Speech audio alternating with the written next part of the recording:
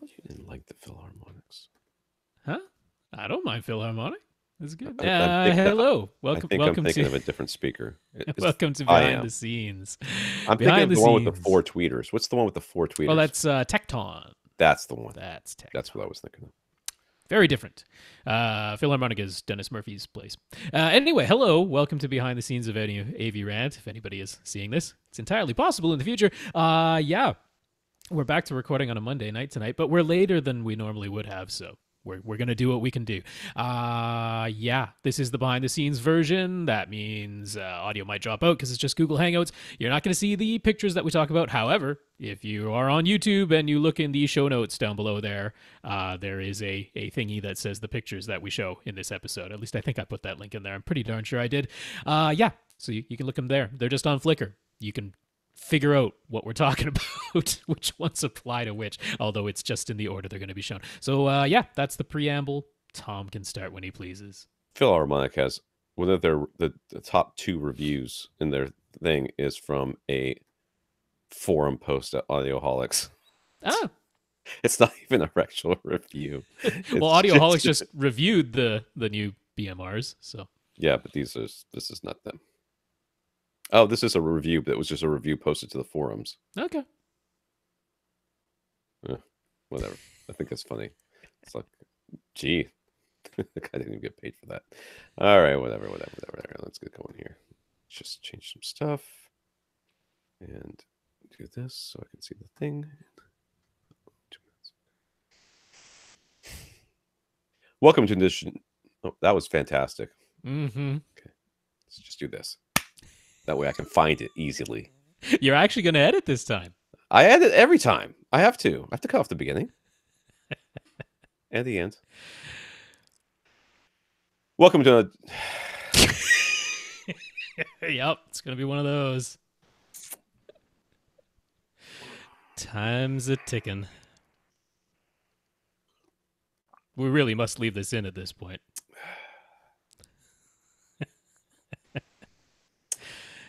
Let's try it again. Mm-hmm. Welcome to another edition of AV Rant. I'm Tom Andry, and I'm here with Rob H. This is AV Rant. It's your home theater and AV questions answered. Did you watch the Oscars at all? That was last night. We're recording on a Monday night for once this week, so Oscars were last night. See any of it? I knew that they were coming because Google kept talking about it, but I did not realize it was last night, nor did I care. I didn't watch them either. I just figured I'd hear the results later. I didn't. So Black Panther won some stuff, but it wasn't like the Best Picture thing, right? No, it wasn't Best Picture. It wasn't any acting awards. It got Best Soundtrack though, Best Score. Oh, score is that the same as a soundtrack? I mean, is there a difference? No, Best Score. It was Best Score. Because score is like the music behind, but the soundtrack is something different, right? Right. Yeah. I don't think they give a soundtrack award at the Oscars. Because people got mad. They give Best Song, which Bradley Cooper and Lady Gaga won to no one's surprise. If that didn't win, what would? I don't know. I've never heard that song. Star is Born. It's a good song. I like that song. I have no idea. And apparently the performance was very good, so maybe I'll check that out. I'm sure it'll be on YouTube somewhere. And everyone was like, hey, no host, but it zipped along at a good clip. And well, that's good. So that was all right. Just get a robot to do it next year. Pretty much. Well, until apparently, a robot sexually abuses somebody, and in which case we're back at square one. Apparently, Tina Fey and Amy Poehler and Maya Rudolph were almost like de facto hosts without actually being hosts, like they did the intro and stuff. So there you go. Yeah. Whatever. Good on them. I'm glad that whatever happened. Whatever. I don't care. I hope you, dear listener, were happy with the results. I just kicked my camera. Sorry. All right. It's going to be one of those podcasts. This is AV Rant, the podcast that answers your home theater and AV questions. To get your questions answered, all you have to do is ask. You ask by emailing us a question at avrant.com.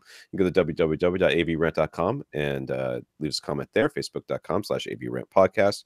YouTube.com/AVRant. We shouldn't even mention that. I mean, we should mention it so people know it exists, but not to contact us. You can watch us on video on youtube.com/AVRant. So that's worth mentioning. Yeah, I think we're probably about a couple of months away from YouTube just disabling comments. Oh, because I follow some of the drama that goes along with the content creators, because I mean technically we're content creators, but I mean we're not of any significance in terms of views. Yes, no, we're not really. We're not real. We don't exist. But people are getting their videos demonetized because of things that are said in comments. Right. Yes. And that's because, you know, oh, there's hate speech in the comments. Therefore, Nestle doesn't want to be a part of whatever it is, or Apple. Well, as a creator, you can turn the comment section off, which doesn't. Yeah, but a lot of times ads. that you know, reduces views. You know, that sense of community that people have, and you know, unfortunately, there's a couple of bad actors that's making everything. But I think we're not that far away from comments being completely gone. In which case, just go to YouTube and view us. If you want to contact Rob directly, it's rob@avrants.com. His Twitter is @FirstReflect. I'm Tom at AVRant.com. My Twitter is @AVRant_Tom. You should get an AV Rant Twitter.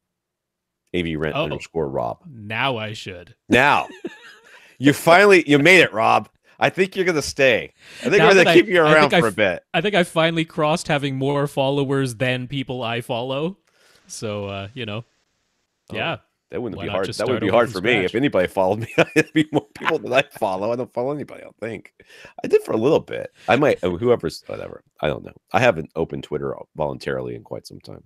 I will say that my son, just before, like minutes before this podcast was supposed to, came in and said, what's my password for Google? I'm like, I don't know. I made his account a long time ago. He's going to be forgot password. Well, he's going to be 13 in a month, less than a month, a couple of weeks.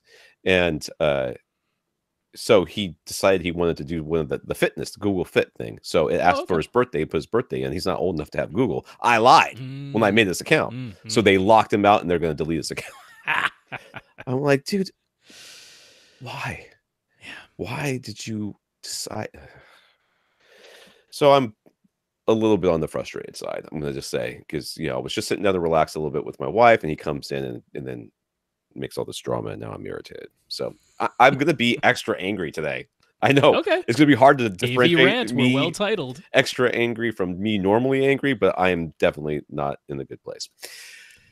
Let's thank our listeners of the week. To become the listener of the week, to support the podcast in some way. If you want to support it financially, one of the ways you can do that is going to patreon.com/AVRant podcast, I think, which Patreon is a service that will allow you to take and monthly give to whatever content creators you would like. And we can be one of them. So we want to thank our 84 patrons over at patreon.com.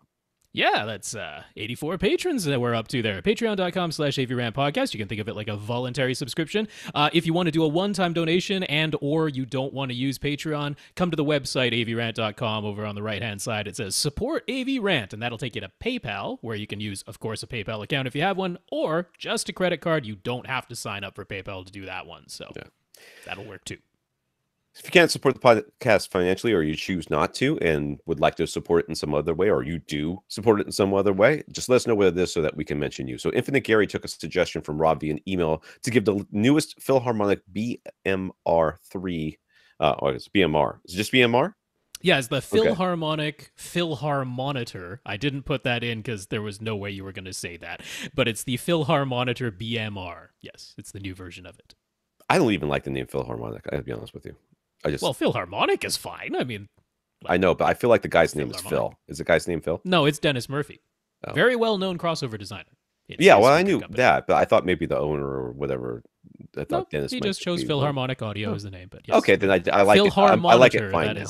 I just assumed it was some dude named Phil, and I was like, that's really annoying, but that's fine now.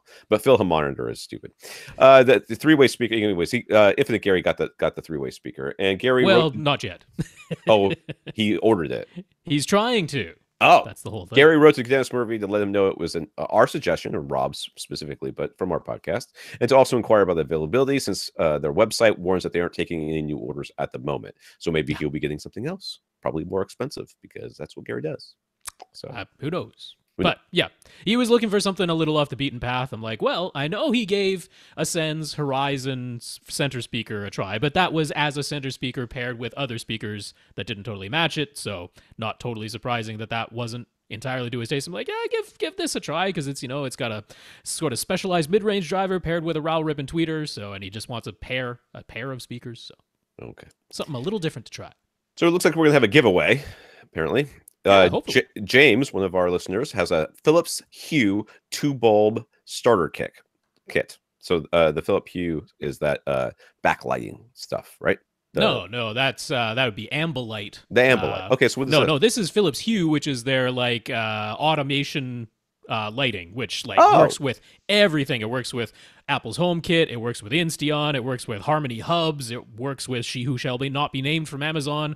It works with Google Assistant. Works with absolutely everything. So if you want to control your lights by remote, via voice, through your network, dim them, all that stuff, this is one way that you can do that. So it's a white bulb starter kit, 2 bulbs. They're like 60-watt equivalent. If we're equating how much light they output compared to incandescent bulbs, it is a soft white. So it's like that, that reddish white that we're used to from an incandescent bulb. These are not the white tunable, because they have a version where you can tune the color of white. And they're not the color changing bulbs, because they also have those that you can, turn into a disco light. These are just soft white bulbs. But they're dimmable without you having a dimmer switch, because they're controlled via your network. Okay. So he'd like to give it to someone who donates $5 or more to AV Rant. You have until March 11th, I guess. 2 weeks. 2 weeks from now. Okay. We'll randomly select the name of someone who has donated $5 or more between now and March 11th and put you in touch with James so that he can ship the Philips Hue starter kit to you. James says he'll cover any shipping costs. Oh, all you people in Australia. See, I don't know about that. He didn't specify. I'm putting his words more or less here, so I assume he's talking North America. Okay. Do those? I mean, bulbs aren't wildly different all over the world, are they? The socket. It's not like electrical wall sockets. Everybody uses the same bulb twist-in thingy, don't they? I don't know if that's true. These will fit in a regular North American light bulb socket. I know that. I'm trying to remember. I'm trying to remember from Australia. I know I changed light bulbs. Yeah. They must have been the same. I don't remember. Because I know wall sockets. Those are definitely different way in different different. places in the world. Yeah. But then I'm thinking, like, they have different Is it 220 volts some places? Which yeah, probably isn't meant to work with that. It's 50 hertz in Australia for sure. Yeah, there's the hertz as well. Yeah. These are North American bulbs. So if North American bulbs will work for you, then we'll So let's put it this way. Okay, this is what's going to happen, because this is already getting too complex. But if you donate to $5 or more via PayPal, and in the comments, because you can leave a comment, let us know that you want to be entered. Yes. Then we will put you in the drawing for this. Very good. If James says if we receive $200 or more in total donations over these 2 weeks, he'll throw in an Echo Dot, a Generation 2 Echo Dot, as well. Now, there you go. If you're in for the bulbs, you're in for the dot. That's right. Okay, but the $200, I'm not going to award. If you just want to donate during that time and don't want to be considered because you don't have the right power or whatever it is, or you just are available for one and not the other or whatever, it's fine. The $200 total, regardless if somebody puts a comment in there or not. These were James's rules, so I'm just throwing them out there the way he said it. It's getting a little complicated, but whatever. That's how we'll do it. Whatever. He wants to get us some money. That's what he's aiming to do. I he's willing to appreciate give that. away a Philips Hue starter kit to do it. And possibly an Echo Dot. It would have been nice if we could have done like the first 2 weeks of March instead of doing it from right now until 2 weeks from now. Because some people take a week or two to listen. I mean, it's a 2-hour long podcast. It is. All right. In the news, Joel, Greg, me, Mike, just about everybody noticed the coverage of the latest Alpha Xbox One update, which had a Dolby surround upmixing previously. If you set your Xbox One to bitstream audio with Dolby Atmos as the bitstream format, your AV receiver will always remain in Atmos mode. Not true. It's now always in 7.1 audio, at least for me. There definitely was a time when that was the case, though. Yeah. But you wouldn't get any sound coming out of your overhead speakers and a lot of your other speakers unless the content was actually being given to it in Atmos. And you can apply your receivers upmixing because it was already thought it was getting the Atmos signal from the Xbox One. None of that will actually change with this update, except now the Xbox One is going to be applying Dolby surround upmixing itself before sending the signal to your AV receiver. At that moment, the upmixing is always on by default. At the moment, at least, the upmixing is always on by default. But Microsoft said it will be an option you can toggle on and off when it's ready for the full public release, which will mean that it'll still always say Atmos, but then you will not always get it in Atmos. That being said, their explanation for why it is that it always says Atmos is because they didn't want your receiver to have to change modes. Right. and that would create audio delays or some clicking or something like that, Okay. which I call shenanigans, sir. Shenanigans. Yeah, I don't totally buy that. That's just the worst BS of excuse I could. Like, okay, your receiver is 20 years old. Sure. Okay. Maybe it'll be a delay as it switches from one to the other. Mm-hmm. It's not a JVC projector, which is got 30 seconds between input changes. No. These receivers do these things almost instantaneously. And even if they didn't, who cares? No, before it was because everything, whatever the source coming in was being decoded into uncompressed PCM inside the Xbox. That way they could mix in their dashboard sounds. Right. And then they could just output that as uncompressed PCM, or they could, inside the Xbox, put all of it into a Dolby Digital container or a DTS container or now an Atmos container. That's what was really going on. It was so that you could decode whatever was coming in, mix it with their own sounds, and then put it all in a container. And pretty sure that's what's still happening. But you know what? Now the Atmos container will include, if you want, Dolby Surround upmixing. So now it's exactly the same as if you were applying the Dolby Surround upmixer in your AV receiver. It'll just be being done inside the player itself. And they did note this is not a Microsoft thing. This is a Dolby thing. Yeah, Dolby's so hopefully doing it. It'll be done correctly. Well, they can't screw it up any more than already it has been. Right. So, I mean, at this point, aside from having the front speakers play out of the back, that's quite possibly the only thing they could do that's more wrong than they've already done. So I would love it if this was the case and this thing was finally fixed. It'll be just in time for Xbox Scarlet to come out, and then they can screw that one up. So the center speaker is now in your top rears. Enjoy. Enjoy. The voices are equally mixed into the side surrounds. So it just sounds like it's coming from kind of behind you and inside your head. In the comments, Matthew heard Gabriel asking us about $500 projectors and mentioning that he's fine with buying a refurbished unit. So Matthew, forward the links to BenQ's direct online refurbished outlet store. I think we knew about that one, but I had forgotten about it. I didn't know about BenQ Direct because that's all it's called is BenQ Direct. So that's good to know about. And there's also Epson's clearance setter. He also noted that the BenQ HT2050A that we recommend is available refurbished for $525. That's got to be close enough. I mean, come on, man. That's what we're hoping. So $700 is about what it normally goes for. So that's a pretty good savings. And he says, though, you always want to contact the outlet stores to ask about the included lamp. That's always a good thing. So, I mean, if it's got some hours on it, this is not the end of the world. You're going to put some hours on it anyway. I'd say anything below 100 hours, I'd probably be fine with. It doesn't have to be brand spanking new, but you don't want something with like 2,000 hours on it. That's no good. I have no idea how many hours are on my lamp. I probably should check that. All right, get to the questions here. Billy has a very small room, 9 feet 3/4. 9 3/4 feet, almost 10 feet. Okay, why are we writing it like this? I've always written it like this. No, lately. This is the first time I've seen fractions. No, you got to put the 0.75. What do you mean? This is the first time you see fractions? I'm thinking it's like 3/4 inches. I mean, I don't know what this thing is. No, this isn't the first time I've ever seen this. You complain when I put 9.75. I would never complain about that. You want me to just write it out long form? 9 3/4 in letters feet. Don't ever say 9 3/4 because what does that even mean? That's 9 in. Okay, I'll put just under 10 feet next time. Will that be all right? 8 inches, right? So it's 8 inches, 9 and 8 inches. No, 9 inches, whatever. Yeah. All right. So Billy has a very small room. It's just under 10 feet, just over 12 and a half feet, and he's got a 120-inch 2.35:1 acoustically transparent Seymour AV screen that is wall to wall and 3 in-wall clip speakers because he was afraid he wasn't going to hear things behind it. The 3 recliner seats are very close to the side wall, so he put the surround speakers, also clipped in walls, in the back wall. And he's got 4 in-ceiling speakers and 2 subs, one in the front left corner, one in the back right corner, all clips. So he's got 5 acoustic panels on hand, 4 feet by 2 feet and 2 inches thick. Where should you place them?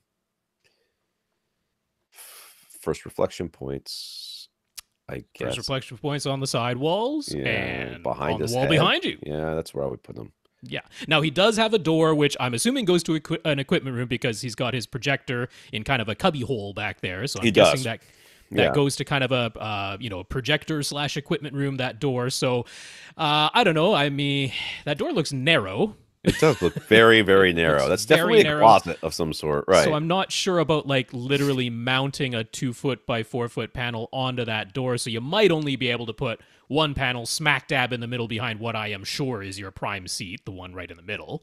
Is there only 3 seats? It's hard to see. There are only 3 seats. Yeah, remember, this is less than 10 feet wide. I'm not even sure how he gets around this. He must have a narrow walkway. He probably has to turn sideways to get. Well, it looks like on the right side there's something. I mean, you can see that you can see carpet on the right side of the couch with the picture from behind. The room is gray. The front wall looks like it's black or dark gray. There's the couches are black. It's very nice. Set up. The doors are. Oh yeah, I like this. And that wall-to-wall screen looks cool when your room is this narrow. It does. Very cool. But yeah, down. At least one panel on the wall behind you. If there is some way you could maybe put one on the door there, but it's looking like that'd be a trick. So at least one on the panel on the back wall behind you there, and then I'd put 2 on each side wall at what would essentially be your first reflection points on the side walls. Wherever that would be in relation to where your speakers are. I'm gonna be honest with you. I would not have put the speakers in the back wall. I know why he did it, but I think that they would have been better on the side walls than the back wall. I think that it would have been fine. Your concern is that they're going to be blowing right in somebody's ears. Yes, and which, given the placement of the actual entrance door, they would be basically right beside that left seat, the left surround speaker. Yes, and it looks like there might be a little space behind there, but we don't know exactly what's in that wall behind there, so that might be true. But think of it this way. Billy, is that who I'm talking to here? It doesn't matter how close the speaker is physically to the person who is there. The volume is measured from the prime seat. Yes, that's your volume. So if you put it 100 feet behind you or 2 feet behind you, the volume at your front seat is going to be the same, which means the volume for the person next to you is also going to be the same as they would have experienced if it was 100 feet away.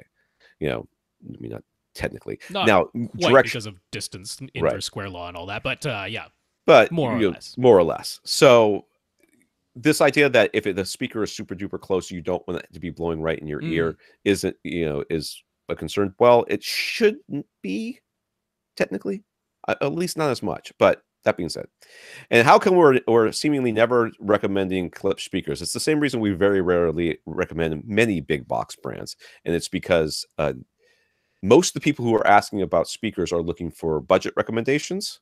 They are, or at least maximum value, bang for your buck. Yeah, right. They say, I have this much money to spend, and I would like to get as much speaker as I can for it.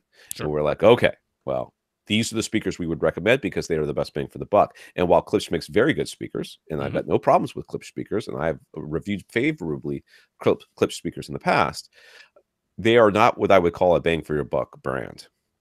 Although they're certainly not a bad value at all. They're very reasonable for a retail brand of speakers. Absolutely. I think as you get higher, especially as you get higher up in price with Klipsch, you start to see them sort of level off with some of the other offerings that are out there.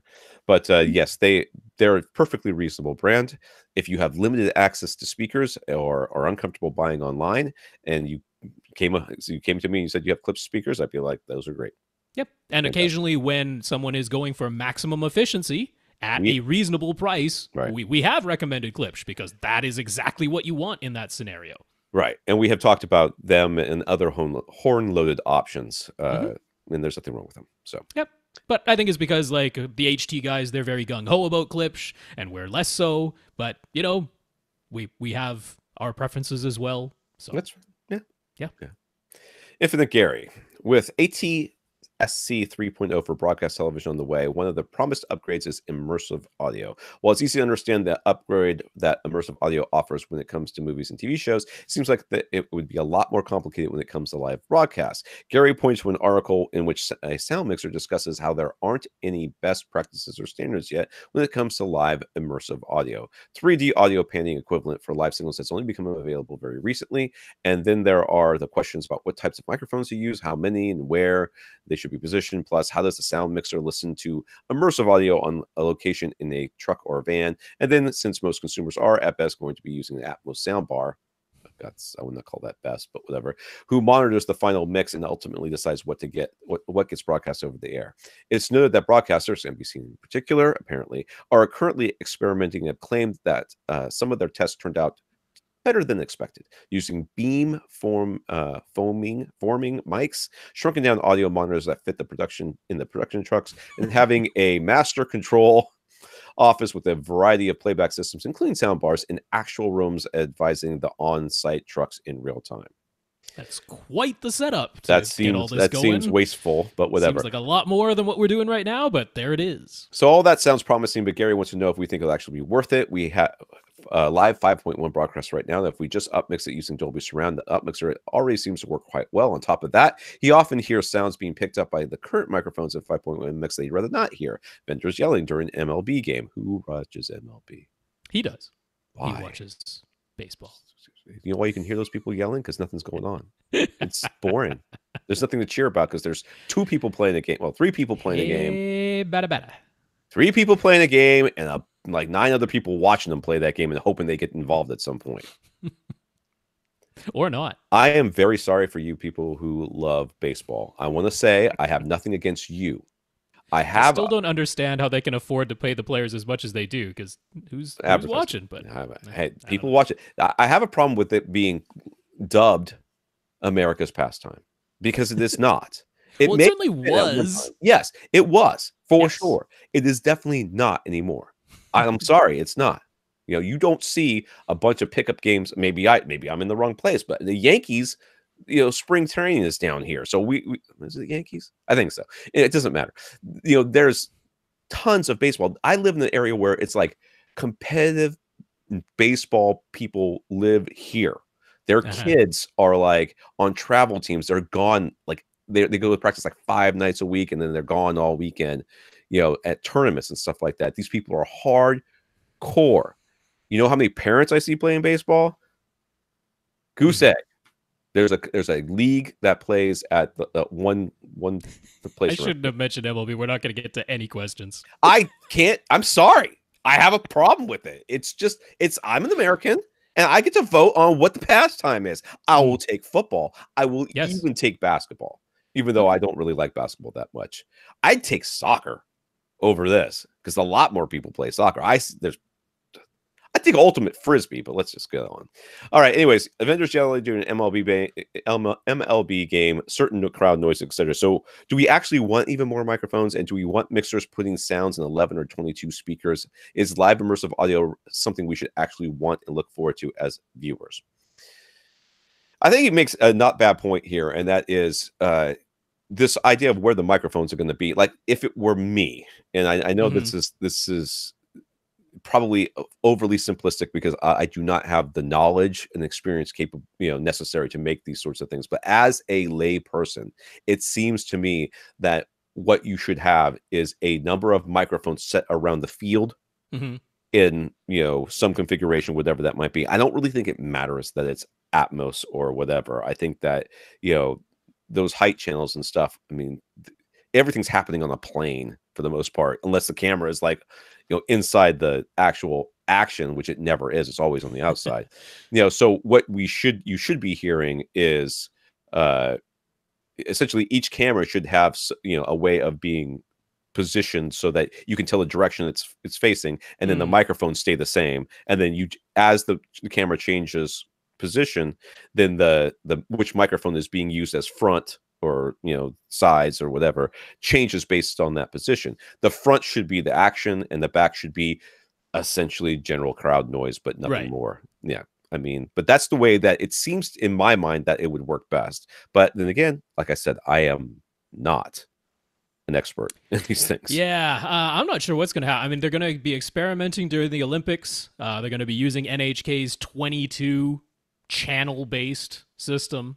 And I think that's going to inform a lot of this, because that's at the Olympics, where there are going to be some closed venues, so they can actually, you know, set this up in a scenario where they're not going to have to be moving it all the time. You can't control what the audience says. You know, you can't control this stuff. Well, hey, I mean, listen to hockey in Canada. There's you hear all the words, right? So and that's in America. That's not going to fly. I mean, right. that's not going to go because people are, advertisers will be like, I'm pulled out That's of the Olympics. right. Somebody's going to complain, but no, my honest prediction in this is that I think Gary's onto something here. I think we're probably going to see sound. Maybe not broadcast live in Atmos very often, maybe for certain special events, maybe for something like an award show, you know. Right. But I think we're probably going to see, because of cost and because of just complexity. I think we might continue with just stereo and 5.1 because we can upmix it at home. So, well, okay. Clint used to work on, I think it was Clint who's talking to me about this, on like the X Games and that sort of thing. And everything was delayed by a little bit. Yeah. It was not like hours or, many minutes. It was just a couple of minutes. It was just long enough where the sound mixer could sit there and put a couple of sweeteners in there to make the hits sound a little bit better. And a lot of live broadcasts have that, so that if there is bad language, they can bleep it out or whatever. Right. So short delay. Yeah. All right, so when there was Dolby Cinema or IMAX Laser HDR release, do the movie studios have to grade the film twice? Once for the HDR theaters and the second time for the relatively small number of HDR theaters. Grade it twice? What does that mean? Like color grading it. I mean, I guess you have to, right? I mean, yeah, they do. Yeah, and actually, over at Flat Panels HD, they linked to a really informative video. It was with the guy who actually did the very first HDR TV show, which was Netflix's Marco Polo. Okay. So it was the guy who did the HDR and SDR color grading for that, and he gives a very informative tutorial on the sort of the whole process of color grading, and he points out that for television, they will grade in preferably Dolby Vision because Dolby Vision has things right in there that were developed by Dolby to quite easily translate the Dolby Vision HDR into SDR. And it does it really quite well. And he even pointed out, he's like, HDR 10 Plus doesn't do that. If we're going to use HDR 10 Plus, we have to make it in HDR 10 Plus, and then we have to make it again in SDR. You can't convert one to the other, at least not easily right now. So he made a point of that. But he was saying for cinemas, and this was during the question and answer period after he gave the tutorial, he was saying basically they grade for the regular theaters, and then if it's going to be a Dolby Vision HDR release, because that's the only HDR we have in theaters right now is the Dolby Vision version of it, they go to an entire dedicated dubbing stage, which is set up just like a Dolby Cinema, and you do a full color grading there for Dolby Vision. So it's two completely separate grading times that they go through, and it's a specialized process. Expensive. Yes. It's very hot in here. All right, Gary has a 7.1.4 Atmos setup using a Marantz receiver and Revell speakers. He ran Audyssey, and for a 7.1 configuration, that's fine, but sometimes he likes to take his surround back speakers, which are on stands, and move them to a different location so that they're set up as a stereo pair for his favorite reading chair. Mm-hmm. So that involves moving the speakers and swapping some speaker wires. He then sets the listening mode to stereo. What he'd like to know is the Audyssey correction for the 7.1.4 configuration still being applied when he does this. Obviously, it wouldn't be correct. Different left and right speakers now, completely different placement. There's no super easy way to switch between the two different Audyssey measurements, and you have to go through the whole save and load process using the Audyssey Editor app. He's fine with Audyssey just being off when he does this. So is there any easy way to ensure that that happens without having to dig into the settings and manually turn Audyssey off and then back on when he goes to his 7.1.4 setup? I mean, just use Pure Direct. There's that. I mean, that's what I would do. I would just go into Pure Direct mode, and it shuts off all correction, and you get full range to those two speakers, and you're sitting 2.5 inches away from them. You make sure. Although I'm not sure he might still be using his subwoofer. Oh, well, if that's the case, then you're kind of hosed on that one. But there's a 2-channel stereo mode that you can set up and Marantz's and Denon's that have different settings than the Audyssey, and then you can turn Audyssey off there, I think. Yeah. Well, so that's a little interesting too. I was going to point to that. They do have a separate 2-channel only section, which is what gets applied when you switch to stereo listening mode or direct. Not pure direct, but direct. So direct or stereo, these will apply. But that is only for setting alternate size between large or small, or an alternate crossover point, or alternate trim levels or alternate distances. You can set all of those things, the speaker settings, but it doesn't change the Audyssey setting. I thought Audyssey, there's an Audyssey on-off option in your Harmony remote, I feel like. Well, there is, manually just turning it off. And yeah, perhaps you set that up on a Harmony remote so that it's an easy single button press. But even more than that, there is a thing on Denon and Marantz remotes called Smart Select, which when you set up one of these, it's like basically 4 little memories, gives you numbers 1, 2, 3, 4 on the remote. And when you set that up, when you press the button, it'll automatically choose an input on the AV receiver, which I don't think is a problem because he's probably listening to whatever stereo source. And it allows you to set whether Audyssey is on or off, or if Audyssey is on, which version, like which target curve it's using. And it allows you to choose a default volume and things like that. So with a combination of depending on whether you're using subwoofers or not, whether you're setting alternate crossover points or not, whatever, that can all be done in that separate 2-channel only mode within the speaker setup menu, and that'll always be applied whenever you switch to stereo mode. And then you can use the Smart Select to make sure that it's doing Audyssey or not as you please. So that should work, that combination of those two things. Alvin on Twitter. Alvin experimented a little bit, and for 2-channel music listening, he found he liked the way things sounded when he switched his Audyssey settings to bypass left-right. Music seemed to sound a little brighter this way, and although he still preferred the default Audyssey curve for surround sound. Then he got new speakers, which meant he reran Audyssey. Now he's quite happy with how things sound using default Audyssey curve, whether it's surround or 2-channel. He was amazed at how different the EQ graphs were for each speaker. So what was the intended purpose of bypass left-right setting? Is it wrong to use it? I mean, yeah, it's wrong to use it. They did take it away at one point, and then I believe they brought it back. They brought it back. So doesn't it, the bypass left right just absolutely doesn't do anything to the left and right speaker? Isn't that what it does? Yes, and in fact, at least in the old version, it then used the measurement of your front left right as the target curve for all your other speakers, although I don't think that's how it's applied anymore in the current bypass left right setting.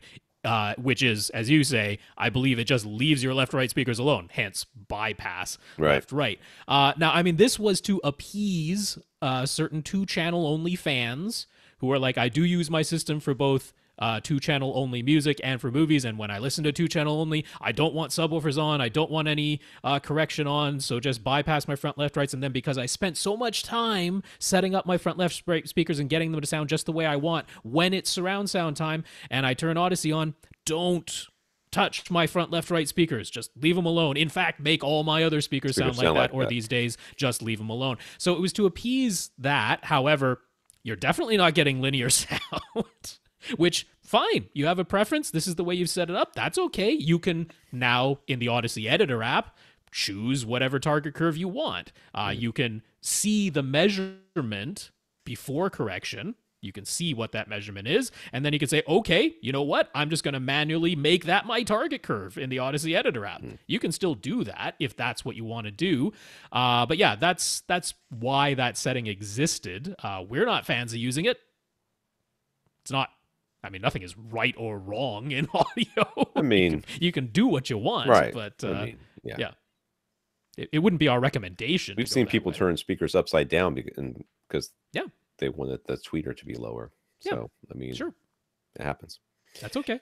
JD, which is different than JZ, is looking to expand to Atmos with the purchase of a B stock Denon X4500H from Gibby's. That's a Canadian accessories for less. The front the front left, right, and center speakers are ELACs. The surround and surround back speakers are in-wall mica speakers, and 2 energy subs handle the bass, although the plan is to eventually replace them with SVS. 2 Aura bass shakers in the couch also add more tactile shaking if desired. Gibby's has some Polk MC80 in-ceiling speakers available for a fairly low price, $160 a pair Canadian. They're 8-inch woofers with 3/4-inch silk dome tweeters that can be aimed. Do we have any opinion about those? Something we recommend more highly without increasing the price a whole lot. Those would be just fine.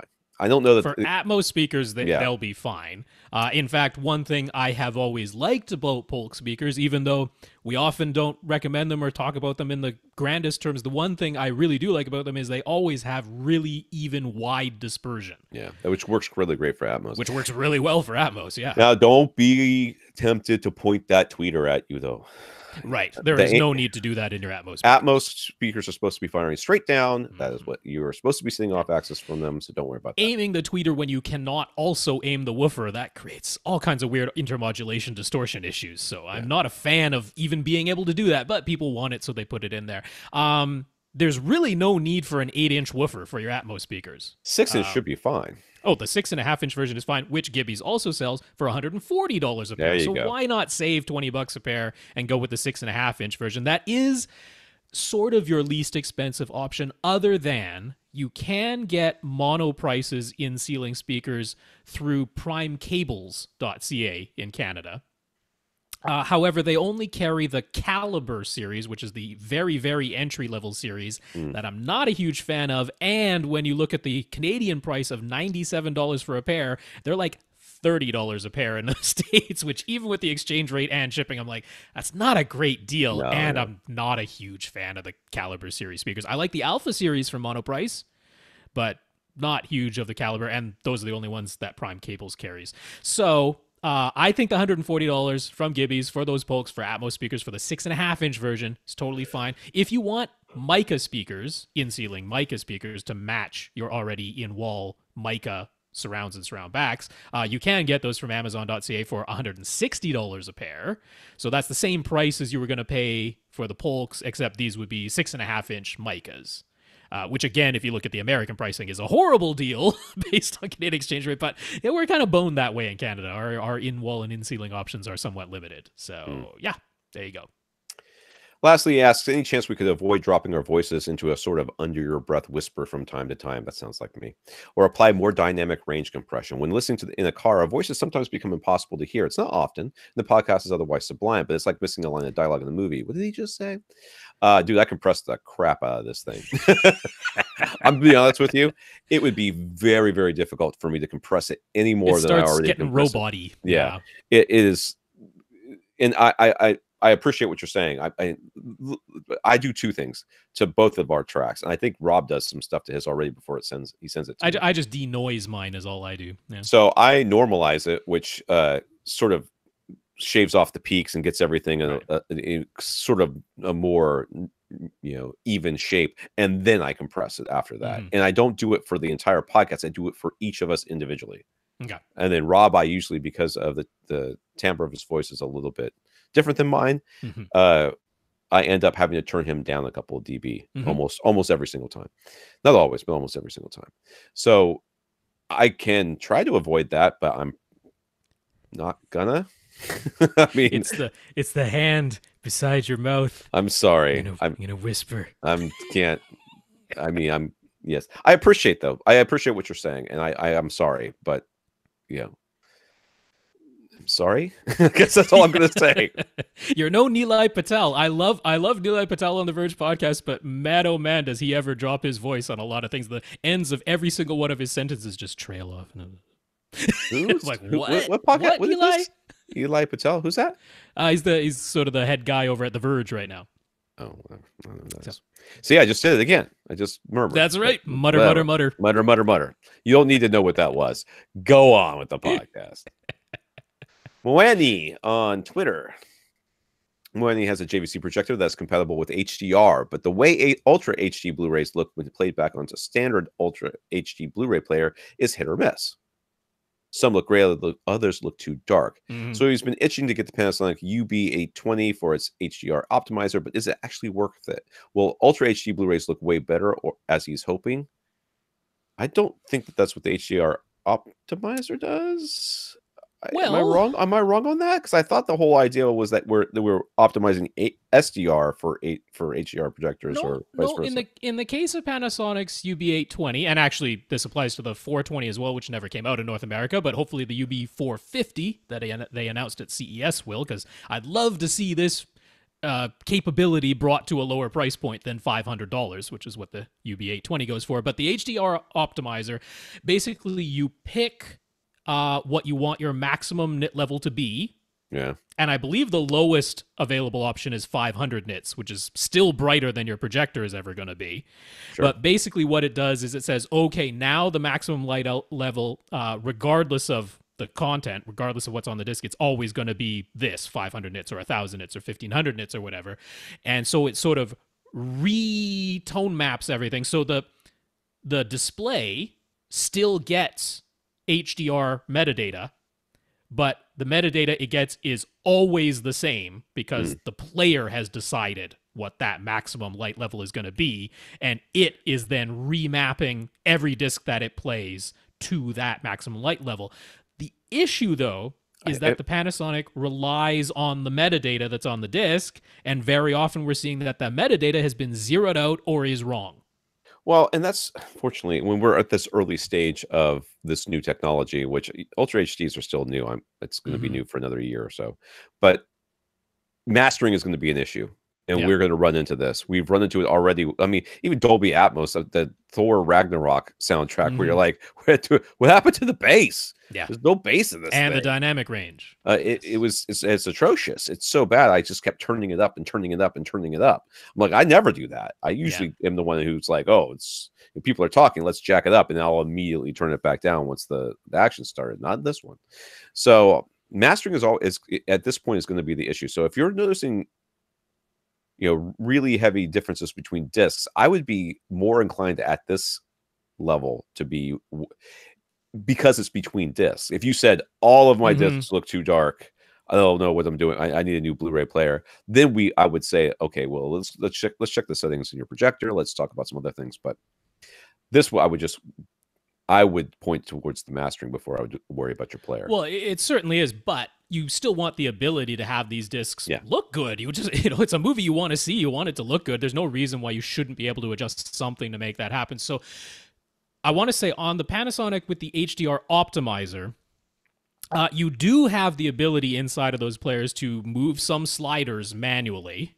They have a slider for the low parts of the dark, dim parts of the image, a slider for the bright parts of the image, and an overall slider for the whole thing. So you can manually adjust, but you'd literally be doing that disc by disc yourself. I was going to say, you better get some Post-it notes and write down what you set the sliders at, and then every time you play the disc, that's what you. The idea behind it is lovely, but because they're relying on the metadata on the disc, it doesn't always work. For the discs that have proper metadata, it works swimmingly well. Right. But for the discs that don't, when there's some really popular discs that, like Black Panther, has zeroed out metadata on it. Wonderful. So it's not going to work automatically for that. So for a JVC projector, I think the better solution is to actually convert the HDR to SDR. Because you're only ever going to get 100 nits out of HDR anyway. So if you convert the HDR to SDR really well so that you retain all the detail in the HDR, and hopefully retain the wide color as well, although that's not super important. It's not that big of a difference. So there's two ways to come at it. One, you could still end up getting the Panasonic UB820 because it's about the only player you can still get now, because the Oppos aren't being sold anymore, that can do HDR to SDR conversion while retaining the Rec 2020 color. There aren't many others that do that. The alternative would be to get Sony's X800 or the upcoming X800 M2, because that does a very good job of converting HDR to SDR with the ability to move the overall light level if the SDR conversion comes out looking too dark or too blown out. You can move the overall light level, which most other players don't let you do. They just do HDR to SDR conversion and you have no manual control over the end result. But the X800 isn't retaining the Rec 2020 color. It's converting that down to 709. So is the wide color super worth paying more than twice the price for to you? Or could you get away with just, HDR to SDR and everything looks great now? Right. So, one of those two. All right. Dave on Twitter. Dave says he's finally ready to start backing up his Blu-ray discs. He's already set up a Windows 7 enterprise computer as a Plex server, and he has an NVIDIA Shield plugged into his home theater. So what software does he need to make the backups themselves? All you need is make MKV. I feel like we should have put a disclaimer, because I mean, it's not technically illegal, right? Is it? Well, in Canada, having the end result is legal. You are allowed to have a backup of a disc that you own, but the process of getting there is illegal. Well, so this is my thing. Okay, as a podcast, I think we need to have a disclaimer here. Morally, I think that I have very little qualms about you making copies of your discs so that you have backups. Yeah. I wish that I had copies of some of my discs because they have been ruined by my or lost over the years. So I wish I had copies. I do not have copies. I do not make copies. So, piracy is not a victimless crime, as they tell you at the beginning of every stupid movie these days. But so don't pirate. At least movies that haven't been pirated, because that's the first thing that gets removed on the pirated version. So only the legal people ever see those warnings. So don't sell them or give them away or upload them someplace. Just use them for yourself. But if you want to basically make your own kaleidoscape, which is what a lot of us want to do, Make AV is the only software that you need. It does the decryption. It does the backing up. Of course, you end up with an MKV file, as the name suggests, but Plex will play that back perfectly well. I will say you want to go to their forums to figure out if you're doing any Ultra HD stuff, because that is a bit more complex, but they have an entire Ultra HD disc section with an FAQ that explains everything you need to know. So all the information is there, whatever discs you want to back up, and that's all you need these days. It's very simple. Yeah. And go along with your pirating ways. Well, I use it. I'm on my Plex server. I know. And having it is okay. Who needs to know how it got there? Who's to We say? have a non-extradition treaty with Canada, so you'll be fine. No, we don't. Oh. Well, that's that whole Huawei thing. We're holding on to somebody for the States so they can extradite them. Wait, I was thinking about a different place. All right, Carl. Carl was amused by an article posted on Audiophile Review. There's usually very many amusing articles on there, none of them intentionally so, titled "Good Sound is 1% Inspiration, 99% Moving Furniture." Okay, that's the title of the article. That seems like something that I might say.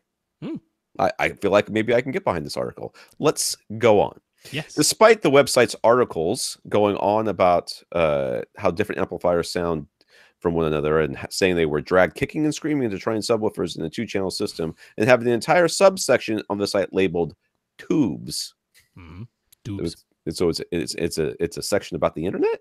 This article actually talks about how the room itself is often the biggest limiting factor in your sound quality, how you can often improve your sound dramatically for free just by positioning things, including furniture and rugs, optimally, and even mentions putting GIC acoustic panels at reflection points after demonstrating you have to yourself you have slap echo issues by doing the clap test. Welcome to the 1970s. Finally, it suggested that if you can't or aren't allowed to make any improvements to the room itself, the best course of action might be to give up and just switch to headphones for critical listening. So could it be that audiophiles are coming around to some of the same conclusions and advice that we've been saying on AV Rant for years now? It's obviously meant to be hyperbole in the headlines to grab attention, but do we agree that good sound is 99% moving furniture? No.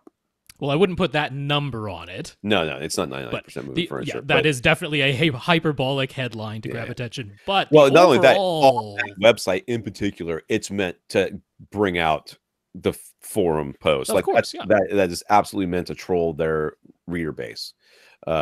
That article is, and it's while much of what it says having to give up and just get headphones because you can't move furniture is ridiculous. But that is not something that I have. I mean, that is something I've said.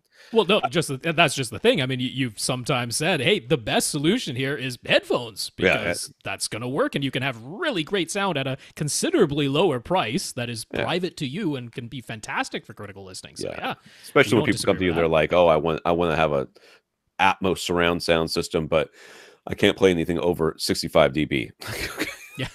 And I can't have a subwoofer because it'll bother my neighbors. All right, well, headphones.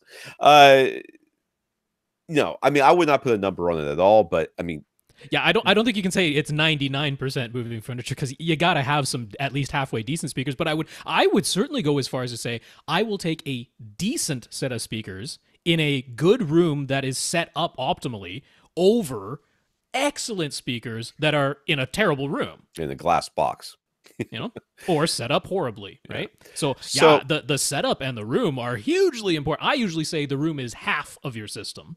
That's usually the number I give to it. That'd be closer to it. I might say it's a little bit more than half. Depends on the room. But I wouldn't go as far as 99%. So there was an article I read, and I did not send it to you, Rob, but I thought about it. Essentially, like the 7 things to make for great audio or something like that that I came across. And this is the dirty secret of all of these websites and magazines. You know, talking about speakers, talking about amplifiers, talking about receivers, talking about gear, that is sexy. That sells. That gets people clicking on articles. That sells advertising space. That does all of those things. Okay, talking about room treatments, and room treatments you buy once and you are done. No one buys room treatments and goes, maybe I'll have ones that are a little bit thinner. No one does that. Once you got them, you're done.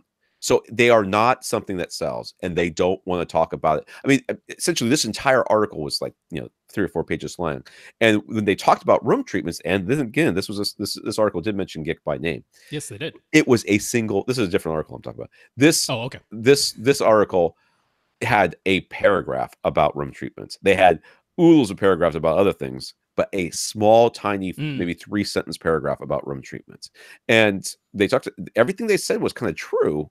But the weight that you could see that the importance they gave to room treatments was so slight, and it really is a to me unequivocally about money. They just don't want to spend the space to talk about room treatments. Advertising dollars, man. Yeah.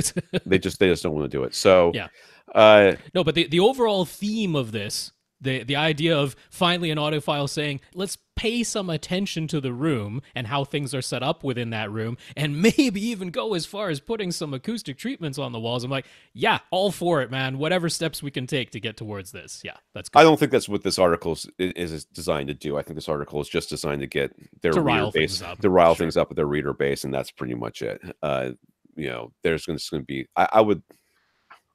I'm gonna click on it, but I would love to see the comment section after this thing has got to be a nightmare. It's gonna be Troll City, but maybe it's not. Maybe they're like, oh my god, I moved my furniture and it made a difference. I can't believe it. What am I gonna do with all these tubes? I don't know. Sell them on eBay. 76 shares it's got on this thing. Is there you're actually looking only at it right one now? comment? Huh. There you go. Not as clickbaity as you thought. Yeah. It's got to be someplace. Jim on Twitter. Jim has a 2016 Vizio M Series TV and a 5.1 Vizio soundbar. His Vizio soundbar has an HDMI input and HDMI ARC, or audio return channel, but it won't pass through HDR signals because it's too old. Meanwhile, his 2016 Vizio M Series TV can do HDR, but it only has one HDR capable HDMI input, and that one HDR input is also the only one with an ARC port. Yeah. So in order to see HDR from his Xbox One S, he had to plug his Xbox directly into his TV. That meant he could no longer use audio return channel, so use an optical connection instead. His TV does pass its 5.1 Dolby digital and DTS signals through its optical audio output, and his soundbar only decoded Dolby digital and DTS anyway, so that seemed to work fine. But now he wants to add an Apple TV 4K. Naturally, he wants to use HDR from that device as well, but he only has one HDR input, and that accepts HDR. There's a lot of H's in this. So if there you guys, are. If you I'm guys sorry. Those are the only initialisms that exist. I know. He thought of getting a receiver, but that seems like overkill since he's still just going to be using a sound bar. He also thought of getting an HDMI switch, but as far as spousal acceptance factors go, things need to be kept as simple as possible and as clean looking as possible. He does have a Harmony One remote, but that's strictly IR, so anything he controls has to remain visible. What's the solution here? I don't know. I mean, for me, the real solution is actually getting the receiver. I'm looking at this going, I mean, I know it's not. But how I mean, well, let's say he gets a receiver. Okay. I mean, that solves you plug all your sources into the HDMI inputs of your receiver. That can pass through the HDR video out to your television. But how does the audio actually get to his soundbar? What do you mean? I mean, it gets there by HDMI, right? But what I mean, so you have to get an AV receiver that has 2 HDMI outputs. Most of them do these days, or I mean, like Zone 2, right?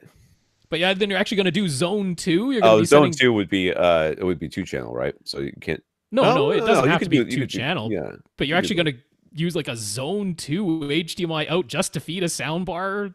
That's or optical. I mean, you can optical out But too. a lot of AV receivers no longer have optical outputs. That's kind of a rare feature these days.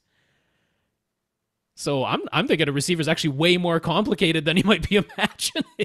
I don't know. So what are you saying? Well, I'm saying get an HDMI switch because you can get 5 in 1 out Sewell switch deck for $40 that has full 18 gigabits per second bandwidth on all of those HDMI ports and will pass through HDR no problem. So on the video side, we're not worrying one iota.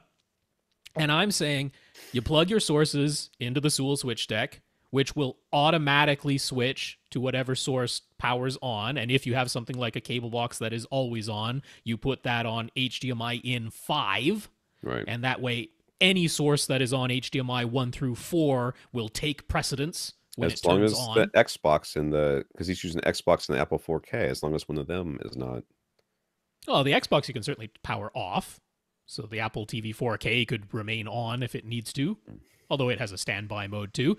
But yeah, so you plug those in, then I would plug that directly into your television, into its one HDMI input, and then continue using the optical audio output from your TV into your soundbar.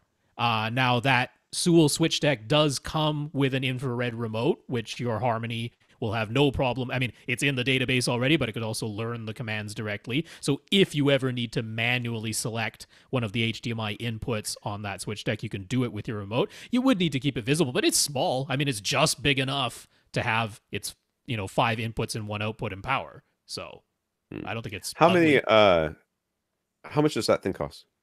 $40. Yeah, okay. So that's $35. They have a 3 in 1 out, which is $35. But for $5 more, why not have 5 inputs? I say. Yeah. Well, I mean, basically, you said that the receiver was more complicated, but it's not. It's exactly the same complicated because you take the optical output, so doing the same thing. Yeah, the receiver is exactly the same. It's but you're just using it as a switch. Yeah, you'd be using it as a switch. Yeah. I mean. But that would be more than $40. That's what I'm saying. That's the selling point. Your selling point is that it's only $40. My selling point is that someday you might want more speakers than connect other speakers. Yeah, to it, sure. And then there you go. Jonathan's in the process of redesigning his media room, and all the wires are going to be installed within the walls for a clean look. Should he consider redundancy, as in literally running 2 of each type of wire or cable to each location, just in case one cable ever fails? Is that overkill? Well, it's. For speakers, I mean, let's put it this way. There's always the chance you're going to put a nail through something and then you're going to be hosed. Rob's going to say conduit everywhere. Yes, I am going to say conduit. Which is what he's going to say, which means that you can always pull more wires through if you need to. You lube them up or whatever. Including like, hey, right now we have HDMI cables that pass 18 gigabits per second. In the future, we're going to have ones that pass 48 gigs per second. Running 2 18 gig right now is not going to equal a 48 gig in the future. So conduit. Right. So So what I'm going to say is run conduit to your projector for sure. I would not worry about speakers. I would just I wouldn't run double for speakers, and I wouldn't run the speaker wire in conduit for that. Yeah. No, I would just run the conduit to the projector or the TV or whatever that is, but not to the speakers. I would only run one pair of speaker wire, and I would just be careful with my nails. Well, if you like, you can sort of console yourself by running 14.4 speaker wire. Right. Okay. 14 gauge with 4 leads instead of 12 gauge with 2 leads or whatever, because you just twist together 2 leads and the other 2 leads, so you end up with a pair at the end, which effectively gives you an 11 gauge speaker wire. And then you're like, hey, if I ever do want to break this out and add a second pair of surround speakers or something like that, well, you've already got the leads available to you, and you just use a butt splice to extend them wherever you need to extend them. So you could console yourself that way. Go with 14.4 speaker wire instead. Tap.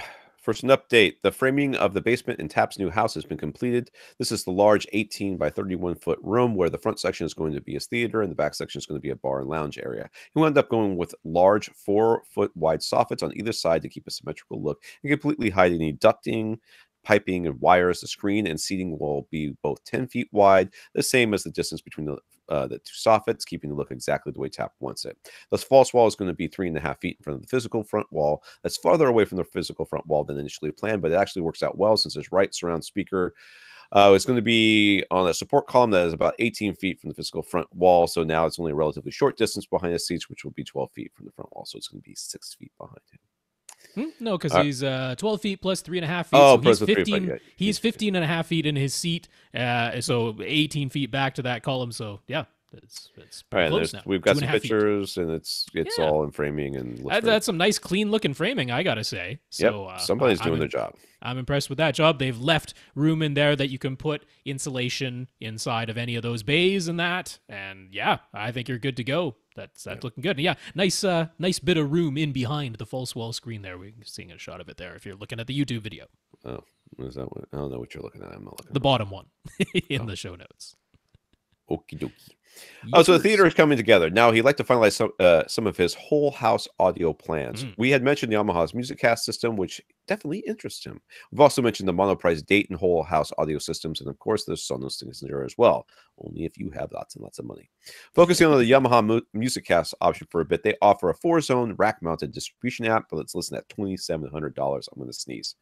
Yamaha also sells, I see if I say it, it doesn't happen. Yamaha also sells individual MusicCast 2-channel amps listed at $500 each, and they have a MusicCast 2-channel preamp listed at $350 each. So there are multiple ways to come at this.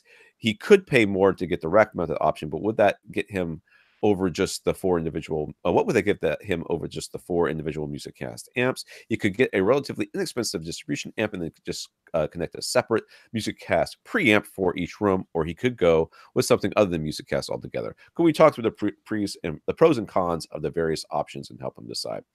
The 4-zone rack-mounted distribution amp sounds like something that's probably great if you are not wanting to do it yourself. It's definitely targeted at custom installers. Yeah. And it does include some features that the standalone MusicCast 2-channel amplifier doesn't have. Yeah, I would imagine. Yeah. Yeah. So the main things are that it's more expandable. So in the MusicCast system, you can use a maximum of, I believe they said 9 of those individual 2-channel standalone amplifiers that go for $500 a piece.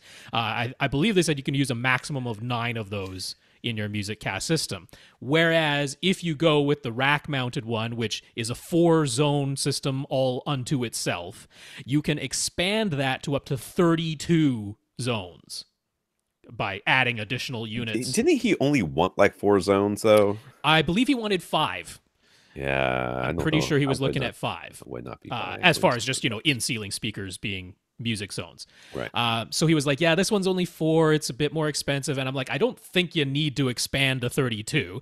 Yeah. But the other thing that the rack-mounted version is meant for, and the reason it's more expensive, is because it's already programmed to work with systems like Control 4 and Crestron and AMX. So it's really targeted at the custom installers. That's what it's there for. And I don't know what TAP has decided on that front, because he was questioning before if he's going to go for a professionally installed system like Control 4 or just try to basically do each room by itself. Now, what the standalone amplifier or the preamplifier version offers is it's really meant to just live in each room, because you can connect to those standalone units wirelessly with something like AirPlay, or essentially just cast your music to it without even going into the MusicCast app to control it. So you can do all of the streaming services that are supported within MusicCast, no matter which way you go. But if you want to be able to just walk into a room and say, hey, I'm already playing something on my iPhone, I just want to AirPlay this to the built-in audio system, you can do that with the little standalone amplifiers. You can't do that with the rack-mounted ones. So that's sort of where the features go there. Yeah.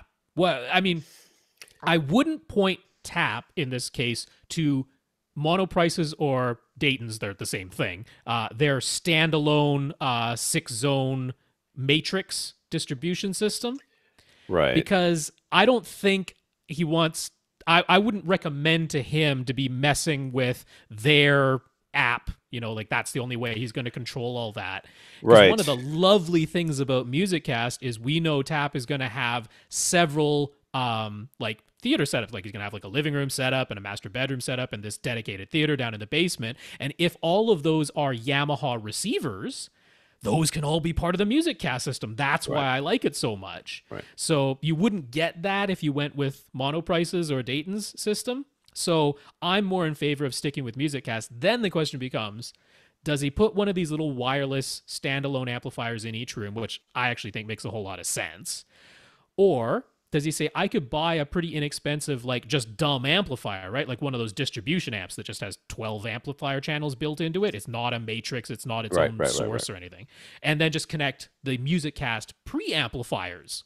So everything's still in one location, but you just have several of these MusicCast preamplifiers plugged into a distribution amp. And now you can send whatever you want to whatever zone that way.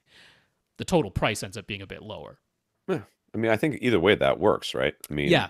The idea of having it in the room, I don't think it really matters that it's in the room. If you're only ever going to use MusicCast, then you don't need that. It's only if you want the convenience of, I don't want to open the MusicCast app. I'm already playing something on my phone and I just want to throw it to the amplifier in this room. Yeah. Then you would put one in each room, right?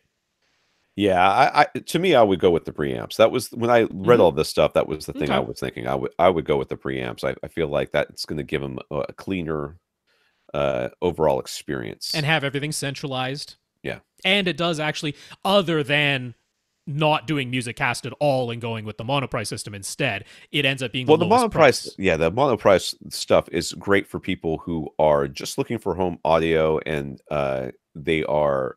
Like when somebody comes to us and they're like, "Oh, I want to be able to use a Chromecast audio in all these different rooms." Yeah. Well, something like that works. Yes. But the thing about the Yamaha though is that you're now going to buy into the Yamaha ecosystem. You're going to be you're going to be Yamaha in every room, and that therefore everything will work together. If you're not wanting to do that for whatever reason, well then, just you could still use a Yamaha to make this whole thing happen, but I would go whole hog on it. And there's nothing wrong with Yamaha receivers, so I'd be perfectly happy with that too. So yeah, we could still very much point you to the Dayton, just the dumb distribution amp. Yeah, the one that just has 12 amplifier channels built in. You plug in whatever sources. It's not a matrix switch, but that's fine because we're going to want you to have a MusicCast preamplifier for each individual zone. Right. Those are all connected to your network, and that way you can just pull up the MusicCast app and say, I want to play this music in this zone or this group of zones, and it's all just going to happen. Right. So yeah, I like that. John on Twitter. John got some Ascend Sierra 2 speakers. So far, he loves them. It's his first time hearing ribbon tweeters. He sits about 9 feet from the speakers, and his front wall is about 10 feet wide. The room is not a rectangle, though, and the right wall is at a 45-degree angle, so the back wall is about 18 feet wide. With his narrow front wall, he's wondering about optimal placement. He's heard about how raw ribbon tweeters are pickier than other speakers when it comes to matching the height of the tweeters to the height of your ears. How big of a deal is this? And what can we do to make sure he isn't degrading his performance just by having his speakers at the wrong height? Well, you want your speakers, the tweeters, to be at ear level. So most tweeters and basically it's the size of your stands. Right. But without that, most speakers designed in North America are designed with North American couches in mind, and you end up being about the right height. We're not talking like, oh, I think the tweeter is an inch below my ear. That's not what we're talking about. We're talking about like inches, like 6 or 12 or something like that, depending on the distance from you to the speaker. I have had this problem before with whatever the name of that speaker was. It wasn't KRK, Kick. I don't remember. Some Australian brand sent some speakers over, and I hated them. And mostly because the tweeters were like at my knees. Oh, okay, yeah. I mean, the tweeters were just so low. So I sat on the ground. I'm like, these don't sound so bad, but I don't want to have to sit on the ground. But I mean, Australian fashion is very much in line with like, contemporary, sort of IKEA, Scandinavian size, really low couches, Yeah. really clean lines and looks. I mean, there are areas that are more traditional, but generally speaking, like all the new construction out there, it's all boxes. Like all the houses just look like different shape sides, 90-degree angles everywhere. Yeah, personally, that's my style as well. So I loved it, but there was plenty of people who didn't. So I think that's why that speaker was designed in that way. And I mean, technically, I guess I could have put it on a stand, but it was a floor standing speaker. So it kind of seems silly to get a little stand for it. So what you want to do is figure out what your height is when you're at well, you got the speakers already, so it doesn't make any difference. But you look at the speakers. If the stand is too high, then get or too low, then get a different stand. Other than that, you should be fine. Yeah, the coming at this from the, if you just want to figure out what the speaker is doing and where you should be sitting relative to that speaker, the trick I like to use is you just go into your receiver's manual speaker setup where you set the trim levels, the levels for each speaker, which will play pink noise, out of one speaker at a time. And I like to have that pink noise playing out of one speaker and get myself really close to that speaker, about 1 foot away, and start with myself like right on axis, right in front of that speaker, and listen to that pink noise and hear what tone and timbre that it has, and then slowly move myself up and down to the sides and make note of how far can I get up or down, or how far can I get to the left or the right before I notice an audible change in the tone of that pink noise. And sometimes it's quite dramatic. You can hear it sometimes quite abruptly. Sometimes it's kind of a gradual change as you move up or down or to the left or the right. But you can tell when the tone of that pink noise has changed, and that can give you an idea. I call it like a cone of dispersion coming out of the speaker. And in the case of the Sierra 2s with that Raul Ribbon tweeter, it is going to be like a squished cone. You are not going to be able to move that much up or down before you notice the change in tone of that pink noise, but you're going to be able to move quite far to the sides before they have wide horizontal dispersion, but pretty narrow vertical dispersion. But ultimately, you figure out sort of the shape of that cone, and then you just want to be sitting within that cone. And this is one of the reasons why, if you're in a not that large theater, so you're not that far away from your front speakers, but you have, fairly wide seating, sometimes I like to experiment with pretty dramatic toe-in so that, the left speaker, if it were facing straight forward, the far right seat would be outside of that cone of dispersion. That's, quite often the case. Whereas if you aggressively toe it in, now you can maybe get all the seats within that dispersion cone. Even though the speaker might look a little strange aiming in that much, it's about being within that cone. Yeah. That's my approach. I was on audiophilereview.com reading a comparison of SACD versus MQA in physical format, and the hokum. Whenever a review of something like that ends with a statement like, it'd be fairly system dependent whether or not you can hear. It's like just shoehorning in an app's like, well, if you can't hear it, then your system sucks. Yes. Oh, yes. They love that. So it says, I'm back. I'm sorry. And John, I just want to let you know, I am paying attention to your questions. I'm just not paying attention to Rob's answers. That's right. His center speaker, also a Sierra 2, has to be lower than ear height since it would be below his TV. Would it be okay to tilt the center up to aim it at ear level? Absolutely okay. But remember, when you turned it, the tweeter, don't they turn that tweeter so, well, or do they leave it? They have the tweeter so that the dispersion is more wide, more up and down than it is left to right? No, when you get the center version of the Sierra 2, do they turn the tweeter 90 degrees? They turn the cabinet 90 degrees, but then they also turn the tweeter 90 degrees. So the ribbon is still up and down, even though the cabinet is now horizontal. But in general, aiming center channels is a perfectly fine thing to do and should be done if it is not, if they're not at optimal height, which almost none of them are. So that's right. So don't feel like you're like, unless you have an acoustically transparent projection screen and you've put the center speaker also at ear height, you probably have it above or below your TV. So what about proximity to the walls? How close can they be to the front wall, which is behind the speakers, and how close can they be to the side walls? Generally speaking, I think my rule of thumb is about 18 inches is a very good amount of space to have around a speaker. Ideally, yes. I mean, if you have less, you have less. I'm Mhm. looking at my speakers right now. I'm wondering if I definitely have 18 inches behind, and I look like I have very close to 18 inches to the side of my right speaker. My left speaker is perfectly fine because there's an opening there to a closet, so it's not huge.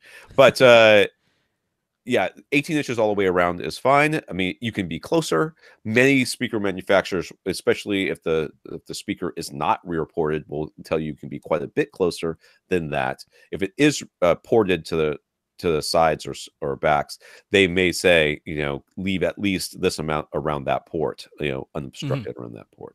So I'm sure Ascend has something to say on this. Oh yeah, Dave himself has chimed in on the forum on this topic, and he said, even though these are rear-ported speakers, the CR2s are, he's like, 3 inches of clearance is sufficient. That you're not going to have like a problem. You will have some boundary gain reinforcement. Sure. The bass will be a little bit louder as a result of being that close to the boundary. But in terms of the speaker being able to function properly and all that, he's like, yeah, 3 inches is enough. So that's pretty darn close. And in fact, they even go a step further, which is they sell optionally, they call them Q plugs, but it's port plugs. They optionally sell port plugs for the CR2s. And he's like, yeah, once you have those, it's essentially a sealed cabinet and put them as close to the wall as you please at that point. They can only get so close physically because the binding posts physically stick out the back. So that's as close as it can get with the port plugs installed. But that's fine. He's like, 8 inches or more is preferable. And then, yeah, we're all in agreement of 18 inches is about ideal, if that or more is about ideal. At which point you have very little boundary reinforcement going on. All right. So I want to let everybody know it's 11:30 p.m. my time. So if I start getting punchy, it's because of We'll that. have a few more questions, though. So I am very close to the I don't give a what. And we're going to end this podcast because I am quite tired. Francis on Facebook. Francis installed a 7.2.4 Atmos speaker system with front and rear height speakers. He was a bit disappointed in thinking Atmos was overhyped. The front and rear height speakers didn't seem to be doing much or adding much to the experience, but he was mostly using his Xbox One S as a source. And tried playing the Blu-ray version of A Quiet Place on standalone Blu-ray player, Sony Blu-ray player, and it suddenly sounded like a different system. So was his Xbox One S to blame the whole time? Does it output bad sound quality? Is it just a movie by movie difference? Welcome to the podcast, sir. I'm glad I'm glad that you're a new listener, and welcome aboard. That's not actually true, but yeah, I've been complaining about this problem for a long time. But not only, I think there's one of two things. Well, there's probably two things going on here. But the first thing is Xbox in general sucks for audio. in everything that's not a game or a disc. It should do discs just fine. It should do discs just fine. However, you would have had to have gone into the settings and made sure that you checked in the disc section, not in the audio section. There's a separate menu item just for physical discs, and there you would have had to make sure that you checked, let my audio receiver decode audio. That's something along those lines. Words, it's very close to that. I don't think that you made that change. Because that's entirely possible. If you needed a different Blu-ray player to make this thing sound good, then the Xbox One should do A Quiet Place just fine. Yeah, that should be entirely possible because it should be able to just take the audio that's on the disc and spit out the bit stream without having touched it at all. That the Xbox One S can do as long as you've gone into that disc menu and said, let my audio receiver handle decoding. Yeah. Now you have to do the same thing in the normal sound menu to turn Atmos on. So you probably did that. It probably did that, at which point your AV receiver, up until quite recently, always said Atmos no matter what, and then you were wondering, how come I'm not hearing anything out of my front and rear height speakers? Or side surrounds. And you would have been correct. You would have been absolutely correct. Yeah. Yes. So basically what it was doing is it takes whatever sound it gets, 2-channel, 1-channel, 4-channel, doesn't matter, puts it into an Atmos container and then sends it off to the receiver. Well, your receiver says, okay, I'm getting Atmos. I got a flag telling me this is Atmos audio. All the speakers are being engaged as they should be. So just because only the front, left, and right speakers are the only ones they're playing, that's the way it should be. And therefore, I can't take those sounds in those two speakers and matrix them out to the rest because the rest are being used. They're just playing nothing. That's right. Yeah. But that is supposed to be changing, as we covered in the news at the top of this podcast. It's only in the alpha ring right now, so you can't get it at this moment, but Dolby Surround upmixing within the Xbox console itself is on its way. And I will believe it when I see it or hear it, because I believe that they are going to screw it up between I alpha don't know. and now. Dolby themselves did it, so I trust them more. I trust them to do their part right. I don't trust Microsoft to implement it correctly. So Francis says his kid pushed the dust cap in on one of his PB1000 subs. It used to be an Audi, but now it's any. Is it ruined? Will it affect the sound? Any way to pop it back out? Okay, so I sort of kind of started to answer his question on Facebook. On Facebook, yeah. My question, because it looks like it's damaged. It looks like it's creased. Yeah, there's something going on there. So if it's not ripped, right, I think it should be fine. Most speaker designers I've talked to, when I ask them about this, are like, it really doesn't matter. Yeah, the dust cap, because it's just the dust cap. Yeah. You haven't actually done anything to the woofer itself. Yeah. That dust cap is just there because it is like a cone shape, the woofer itself, and it has like a little hole in the middle because you just kind of bent a piece of metal, in the case of SVS's woofers, into a cone shape, and then to cover that little hole in the middle, they put a dust cap over it. Yeah. So it's just the dust cap, which, yeah, as long as it doesn't have like an actual hole in it, or where it's connected to the woofer, you know, the perimeter of the dust cap hasn't like torn away or something like that, should be fine. So if you take some tape and wrap it around your hand so the sticky part is on the outside, you can try to pull it back out that way. I've tried, and I'm not ashamed to admit this, I've tried sucking. Yes. You know, you just kind of give it a pucker up and give it a little kiss. Well, especially when it's a dust cap on like a much smaller mid-range driver or something like that. Something like that. So, you know, these things happen. It's not the end of the world. As long as it's not ripped, it shouldn't make sonically a difference that you'll at all, but definitely not something you should hear. That's right. But if it is damaged, it can be fixed. It's just a dust cap. So that can be fixed. Phil, Phil Harmonic, I think.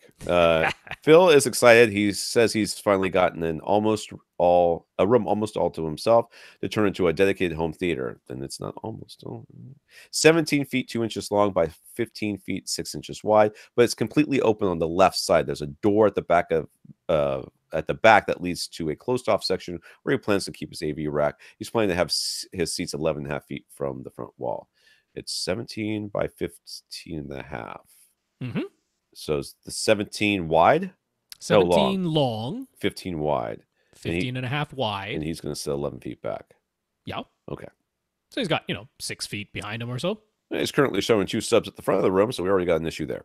Coming up. Do we have any suggestions for a blackout curtain to visually close off that open left wall? The room has been framed and soundproofing insulation has been installed in the walls and in the ceiling. Is there an acoustic curtain that you can install on that left opening to help close off the area sound-wise as well? I mean, you could put some sort of mass-loaded curtain there, but it's not going to make that much of a difference. So it's not going to do anything to the base. For sure, for the base. There's no curtain that's going to do anything to the base. Yeah, you could go with a vinyl curtain, perhaps even, like you get a vinyl curtain and then you also have a nicer fabric layer over it. Yeah, I would definitely do that. But that will block definitely some of it'll block some of the high frequencies for sure if it's a vinyl curtain. Dude, you got that thing playing reference volume, you're going to be on the other side of that curtain, you ain't going to be talking to nobody. Yeah. Curtains aren't the way to block sound, but you can... it's curtain versus no curtain. It can be quieter with the curtain in there if it's a vinyl curtain. I'm going to put it this way. It's not going to do the bass anything. I think you can be measurably quieter at some frequencies. I think subjectively, you're going to be like, this is not really making that much of a difference. So, but whatever. Yes, you can get some blackout curtains. And I mean, they will visually make a big difference, but sonically, I think the difference is going to be pretty marginal. So don't overspend, is what I'm going to say. Right. Is there a specific place we'd point him, or we just say head on down to a fabric store or a curtain shop, and they will have blackout material? They will. I mean, that's kind of what I would do. I mean, are you handy? Can you sew? Because I can't. But if you can, or if your significant other or one of your children or a friend or something like that can, and they're willing to do this for you. I mean, the problem is like are you gonna be having these so that you can open them and close them on the regular, or are they always going to be hung there? Right. In which case, build a wall. But I'm sorry, I said build a wall for the guy who's going to complain I whispered that. But yeah, I don't like that I said build a wall. I feel dirty now for some reason. I'm not sure why. But definitely, if they're gonna have to move and stuff, that's going to be an extra consideration, because those heavy curtains are not going to, most solutions for hanging curtains don't consider that they might weigh 60 pounds and go across a 17-foot room. There do exist very heavy drapes sometimes. Yeah. So it's not as though there aren't curtain rod systems designed for heavy Yeah, drapery. but they're usually mounted to the wall, like at multiple points. They're not, this thing's going to be going across the middle of a room. He does have, though, a overhang. It's like a 1 foot overhang coming down from the ceiling he described over that opening on the left. So there's some kind of structure that he can put his curtain rod into above that opening. Okay. So that should be doable. But yeah, we're saying heavier vinyl, that's the only way you're going to block any sound at all. It's not going to touch your bass. Do not expect it to. Yeah. So we'd like to install some acoustic panels, but they would need to be visually attractive. So he's thinking printed panel. So I like to be able to get them in custom sizes. He was thinking, since he'd have the large curtain on the left, he'd put the panels on the right side wall, and the floor would be carpeted. In recommendation to where to buy panels. I mean, GIK does the stuff now. They have acoustic art panels, which are actually, they're not even printed. They're dyed. So it's really high quality, really, really high quality. I would not rely on that curtain to necessarily be the sole source of absorption on your left wall. I mean, the fact is that if you make them heavy enough so that they can deaden some of the sound, the rest of the sound's still going through. So I would still put acoustic panels on the other side of the curtain. Really? I mean, I would. I mean, the sound is either you have plush curtaining that is absorbing some high frequency, and then the bass is escaping, in which case having acoustic panels on the right side wall to equalize that a little bit works, or the curtain is doing next to nothing, at which point it's like having an opening, so having the right side wall absorptive still makes sense to me. Oh, I'm not saying that that's not true. I mean, I think you have the right side wall absorptive, but put absorptive panels on the left side wall. The walls on the left as well. Like any art that's in here should be absorptive. Yes. Oh, yeah. I agree with that. And I would have some stuff on your back wall too. Oh, for sure. I would definitely want to have some stuff on your back wall. But yeah, if the acoustic art panels from GIK are a little too pricey for you, because they're not ridiculous, but they're not super cheap either, there is a less expensive alternative from Acoustimac. They have acoustic art panels that are less expensive than GIK's. Those are printed as opposed to dyed, but you get it at a nicer price. So there you go. A couple of good options. So there's a budget of around $4,000 for the audio system. He was planning on getting a Denon X4500H receiver and using SVS Prime series speakers all around, plus 2 subwoofers. Should he get dual SB1000s or dual PB1000? His plan was to put them both on the front wall. Would 2 subs be overkill? Again, welcome to the podcast. It's nice to have new listeners. Thank you very much. But yeah, these subs aren't big enough, I don't think. PB1000. That left side's open. How much space is on the other side of that curtain? Because that's what the subs are dealing with. I like PC 2000s here. PC 2000s would be real good. Kicked my stupid camera again. Well, let's say the price only allows for $1,000 maximum. You would definitely be going with the PBs, not the SBs. Yeah. Not the SBs in here, because you do not have an enclosed 17 by 15.5 foot room. Right. You have whatever space is on the other side of that opening where you're going to have the curtain. That is your room as well, as far as the subwoofers are concerned. So yeah, at the very least would be PB1000s. We'd love to see some PC 2000s, perhaps even more, depending on what's on the other side of that curtain. But now, and as far as placement goes, both up front is a awful idea, but I mean, it's still better than one sub all by itself. I don't necessarily agree which with is that, but never overkill. Getting the second sub only gains you about 3 decibels. Now, I say only gains you 3 decibels because then people go, oh, that's not that much. But remember, 3 decibels is literally twice as much power, so it's also not nothing. But that's not the reason you get 2 subs. The reason you get 2 subs is so you have this fairly wide couch that you're showing in your image? And do you want, when you sit on the left side of that couch, for the bass to sound totally different from when you sit in the middle of the couch? You shouldn't. It should be uniform. And the only way to get uniform is to have 2 subs. That's what 2 subs are about. Yeah. So the way you would place these subs is not both on your front wall, even though visually it's appealing. What you would do, I believe, because I gotta believe that what's on the other side of this curtain is not as big, or at least about the same size of what's on this side of this curtain. If it's about the same size, yeah. I would measure that front wall and put the sub in the front wall and put the sub midpoint, wherever that is, in the room. Hopefully it's on the side of the curtain that is in the home theater, and then I would put the second sub on the back wall in the midpoint of that wall, and hopefully that's inside the curtain. Oh, okay. So we're assuming, let's say there's another 15.5-foot wide room to the left of this room. Yeah. So I mean, you're essentially saying put them both on what is the left side of this theater. Right. You would both be on the left side of the theater, because remember, the bass don't care where you sit. The bass has no idea what you have designated as the theater area. Yeah, the there's bass no little is just cat gate you can put around, a little electronic fence for the sound. What is the total cubic footage I'm dealing with here? That's what the subwoofer is dealing with. It has no idea that there's a curtain. It has no idea that you don't want the bass to escape out of the opening. It's going to escape out of the opening. So we got to deal with the whole space. So yeah, if you've got something like a similar sized room to the left of this hopefully a little bit smaller, like just a little bit smaller, so that it'll be inside the curtain. Where we want to have 2 subs is across the room from each other, keeping in mind the room in this case includes everything to the left of that curtain.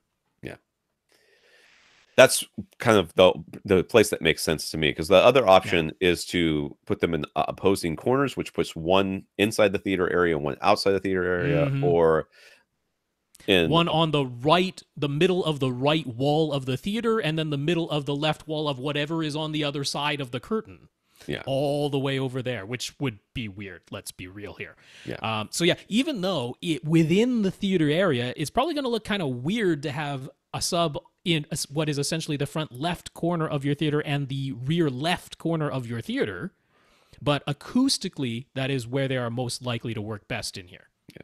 So he's budgeted for a 7.2 speaker system, but he would rather go with what he called a 9.2 setup if he can fit the budget. Would it be worth going with only one subwoofer in order to afford the additional pair of prime satellite speakers? No. Plus, I don't know what you mean by 9.2. Do you mean I know. He must mean Atmos. Well, right? Yeah, because looking at the diagram, he's sketched in these satellite speakers. So he's put 2 satellite speakers on the back wall, very wide apart. So I'm assuming he's actually calling those his surrounds, because those are way too wide apart to be surround backs. And then he's got a pair of satellite speakers directly to the left and the right of his seating, but way up high. If we look at the second part of his diagram, they're way up high and aiming down, which, like, prime elevation speakers could work perfectly in that application. And then he's got another pair of satellites in this diagram well ahead of his seats, also on the sides, also way up high. So I'm thinking he's like considering those as like top fronts, and well, they're the ones on the side to the sides of the seats would be more like top middles. So you'd have to call the ones in front of that front heights. But I mean, the placement's there as calling them front heights and top middles. That's actually fine if this is going to be an Atmos setup. But this would be a 5.2.4 Atmos setup if you did this, or if you just can't afford it, if you're going to have 2 subs, and you must have 2 subs, as far as we're concerned, then this would end up being a 5.2.2 system. Right. So I think all of his speakers are up high, including those back ones. I don't think... Possibly, although there's no physical reason why the ones on the back wall have to be up high. There's no... I mean, yeah, I guess there's physical reason why the ones on the left wall have to be high, but... Yes, the ones on the left wall have to be high because there's a 1 foot area that he can use above the opening. Otherwise, they'd have to go on a stand. Yeah. And so what I would do is I would designate the ones to your left and right of your couch as surrounds. I would... move, even though they're way up high. Yeah, even though they're way up high. Okay. I would move your back ones in a little bit so they're in line with your main speakers. Yes, and closer together. The ones that are on their back. So move the one that is what is basically in the rear left corner to the other side of that door. Yes. and then move the one or that's above the essentially in door. I mean, I think it's up, but maybe no, it's but not. I mean, for surround backs, it'd be fine to have it on the other side of the door, closer to the middle of the wall, and then Right. move what's basically in the rear right corner right now an equal distance in. So they're closer together on the back wall, calling them surround backs, and then the one pair of surround speakers directly to the sides of your seats up high and calling them surrounds. And you have a 7.2 system. Right, and then that's still Atmos, by the way. That It is still still counts as Atmos. Atmos. It is Then the still an ones Atmos that you configuration. have in front of your couch to the sides, I would take those and get rid of them because I don't think you There should you do go. that. Because if the only way you can afford 2 subs is to not have them, that's what you Well, do. I don't. Somebody's going to say, well, you could put those as front heights. No, I mean, yes, you can, but no, You can. no, I mean, I wouldn't. I wouldn't spend the money if I had speakers and I had nothing else to do with them, and I would use them. But it's Sure. literally the only reason I would do it. It doesn't make to me much of an audible difference. I would go with 7.2.2. No, I mean 7.2. 7.2. Period. Full stop. No, yeah, That's it. that's it. Done. Yeah, I gotta scroll back down. Okay. The left wall is open, but it has a 1-foot header at the top, which is what Rob keeps telling me, but I didn't know that until just now. So he was planning to mount prime satellite speakers up high and angled down on that header, and then match that high angled down position on the right wall. What's the best way to set up his? We already talked about that. We did. It's a 7 speaker setup, 7.2. The ones in that high up position to the sides will just be your surround speakers. Yeah. And if the surround backs are lower, that's just perfectly fine too. Oh, yes.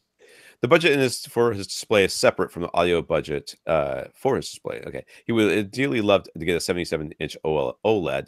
Any advice on finding a lower price, or any advice about his display choice in general? This is and we haven't run into this in a while, but a lot of times you end up with people really value video over audio. Sure. And I've got no problems with that. I think that the video experience is something that's got much more wow factor right up front, but the audio is something that sticks with you. I mean, this is just my personal opinion. So, buying a super high-end display and then having a sound bar is just lame. It's just but he's so not doing terrible. that. He's getting darn good speakers. He is. We like those SVS Prime speakers a lot. He's getting a great AV receiver, so he's not skimping on the audio system. So I just want to, just throwing that out there. It's that, sort of a thing that we run into every once in a while. But I would definitely, he's sitting how far away? 11 to 11 and a half feet. Even a 77-inch screen. Not really big enough, it's not dude. Big enough. We want you to get. I would be pointing you to a 120-inch projection screen. It sounds like he's going to have full light control in here. Yeah, I mean, he's going to putting up a blackout curtain. I mean, he's got a big blackout curtain, so surely he can take. If there's any other windows that we don't know about, he can cover those up. And I would go with a projection setup as well. Oh yeah, and I'm not going to say you have to go acoustically transparent in here because it's not a huge room, and I'm not going to take up 2 to 3 feet with a false wall in here. It's not necessary. You can have your center speaker below a 120-inch screen. 120 inches to me is right about the perfect size where you can reasonably still have a center speaker below it without the center speaker essentially being on the floor. And I hate to say it, but we're going to save you money over an OLED. Even when I go ahead and recommend to you, because I don't think you're going to have light control to the level that there is literally zero ambient light in this room. Right. I'm not sure what you were going to paint your walls, but probably not matte black. So given that, I would say although these days in JVC's lineup, the entry level is the $3,800 X790. Now, that's $3,800 for a JVC X790. That is still well less expensive than a 77-inch OLED. And since we're saying you don't need an acoustically transparent screen, you can get a silver ticket. Right. Which is like 120 inches. What is it, $350 or something like that? Is it even that expensive? Wow. It might not even be that expensive. But think we're so. talking a little over $4,000 for a 120-inch system. Like, that's the way to go, man. Yeah. That's the way to go. I know you're like, oh, the OLED, the direct view, whatever. Okay, that's fine. Guess what? Yep. Your TV is going to be on the stand, and your stand is going to be like 4 feet into the room, 3 feet into the room, so that OLED is close enough to you so that you're getting that field of view. And you might, might as well bring the speakers in too while you're at it. Or better yet, move your entire system, your entire couch forward, so you're sitting in front of the midpoint of the wall, so that you're sitting close enough, midpoint of the room, so you're sitting close enough to the speakers, to the TV, so you get that big field of view. We want you like 7 feet from eyes to screen with a 77-inch screen. That would be ideal for movie time. Yeah. 7 feet. 7 feet would be great. 8 feet is fine from 7 I could live with 8 feet, but you could live with it. 11 feet it's just too small. Yeah, but let's say he ignores all that. He's just going to do that. He's no matter what, he's going to get like a 75 or 77-inch flat panel. He's going to sit 11 or 11 and a half feet away from it. Looking at his diagram, it appears as though he's gone to some effort to get his center speaker to be the same height, tweeter-wise, as the towers. Yeah, that's too high. I don't want your TV to be that far off the ground if it's going to be a flat panel. Yeah. I'm not a fan of that idea because you don't want to be looking up at your TV screen. It's just uncomfortable. Mm-hmm. So don't do that. Have it so that if it's going to be a flat panel, your eye line is equal to about 1/3 up the screen, which normally ends up being. Yeah, and we just talked about this, but don't be afraid to tilt your center speaker up. It's not that big of a deal. Of course, yes. I know people are like, all the tweeters got to be the same level, but come on. In an ideal world with an acoustically transparent screen, sure, yes, we'll say that too. Well, we're not doing that. No. It's totally fine. And if you go the 120-inch non-acoustically transparent screen, like we're recommending, your center speaker is going to be below the tweeter level of your towers. That's fine. You angle it up at your face. That's right. And a lot of centers channels come with like wedges and systems for angling them anyways. All right, we're done. Who's the last person? We have Michael I, who wrote on Twitter, and that's just fine. Michael I is on the list. We'll get to you next week, Michael. All right, I want to thank our listeners of the week. We want to thank our 84 patrons over at patreon.com. And we want to thank Infinite. You didn't talk, so I kept going. We want to thank Infinite Gary for talking this up to Philharmonic. Very good. Yes, Infinite Gary, thank you for talking us up. Our 84 patrons at patreon.com/AVRant Podcast. Thank you so much for supporting us with that monthly donation. If you'd like to make a one-time donation, come to avrant.com, our website. Over on the right-hand side, support AVRant takes you to PayPal. All right. If you want to get your question answered, all you have to do is ask. You ask by emailing us at question@avrant.com. For AV Rant, I'm Tom Andry. And I'm Rob H. Now go out and listen to something.